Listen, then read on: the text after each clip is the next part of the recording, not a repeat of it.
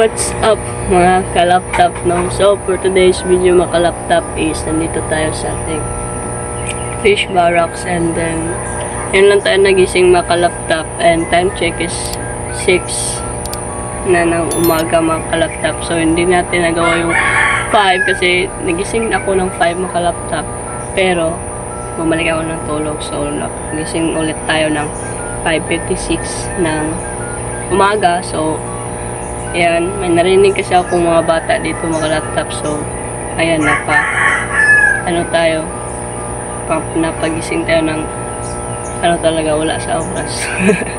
So, ngayon is, kailangan talaga natin gumising ng maaga mga laptop para mataas yung time natin sa paglilinis dito sa ating isda. Kasi nga, bukas or ngayon na week mga laptop is, eskwela time. Diba? So, matagal pa tayong magkita-kita naman dito sa ating mga isda. So, ngayon, habang may oras pa tayo dito sa ating mga isda, so, linisin na lang natin mga laptop ngayong linggo kasi ngayon mga laptop. So, baka hindi tayo makalinis ng mga Martes or Merkulis, ganyan. So, kasi nga, magpatulok naman tayo sa anti-rabies. So, ngayon lang talaga natin time na maglinis dito sa ating mga isda. So, alam ko naman makalaptop ka, nag-vlog na tayo about dito sa paglilinis ng isda. Pero, syempre, every week naman tayo maglilinis. So, part din yun ng fish keeping natin. So, ayun. And ipakita ko muna sa inyo yung mga isda natin kung gaano na ba sila ka-dumi, yung mga dumi nila dito sa ating storage box. So, let's go. So, dito mga laptop, ito yung nasa talaga labas kasi dito siya sa may net. So, dito is, ayan, parang siyang brown na tubig.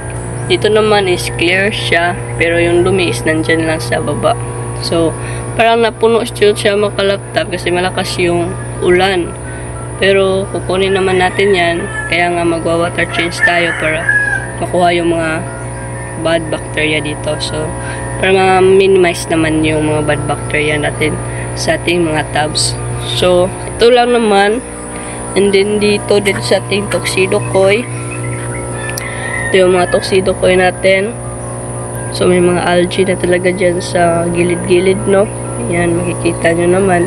Pero sa video, mga laptop is parang siyang brown. Pero sa personal is clear siya, mga laptop. So, kunin lang natin yung mga, ihahawi lang natin yung mga plants and then mag-water change tayo para malinis na. And then, dito sa ating mga muli naman, ito yung mga muli natin. Hindi naman gaano kadumi. Hindi siya katulad ng nandito talaga na direct siya sa sunlight is para na siyang brown water. So, dito naman sa ating chocolate brown molly is okay lang naman.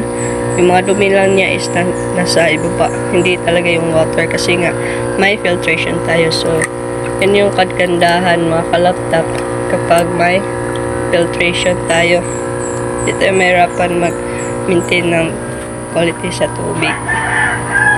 Then dito sa Red Dragon naman is konti lang naman yung niya, dumi. So dito sa tingkoy, yan, marami ng dumi sa tingkoy guys. Then sa ating goldfish is hindi naman masyado kasi siya lang naman mag-isa dyan. Then sa ating fry, okay lang naman yung quality condition nila. Quality condition, water condition. Kasi nakapaglinis naman tayo dyan. So, dito lang talaga sa ating tubs and sa ating mga storage box. So, let's go. Simulan natin para matapos ito. Tara.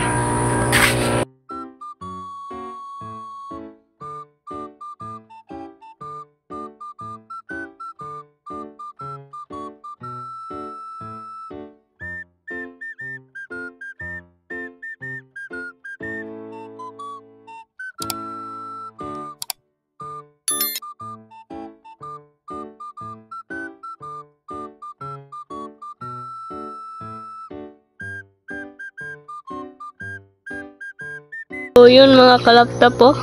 Yan, bago na yung tubig nila mga kalaptop. And super green. Yan. Green dahil sa ating mga aquatic plants. So, dito is sobrang linis na guys. Sobrang linaw na ng tubig nila. And then dito din no, parang walang isda pero nakikita nyo yan. Yan yung mga chocolate brown molly natin. And then dito sa ating black molly is malinis na. Then nagkumpul-kumpulan yung mga plants natin doon no. And yan, tinamihan ko na ng tubig. And then dito din sa ating red dragon na gapi, yan, mataas na din yung level ng tubig nila. Lalo na dito sa ating mga platinum white molly and then sa ating marble or chocolate marble ito na molly. So, ayan, mataas na din yung level nila. Mas maganda kasi yung medyo mataas yung level nila no, parang napupuno na ba. Para yung mga plants natin is maganda din tingnan. So, ayan, sobrang linis na oh. Yan siya. Then dito. Then dito din sa ating koi. Yan, malinis na yan. Hindi lang talaga pinupuno yung sa koi.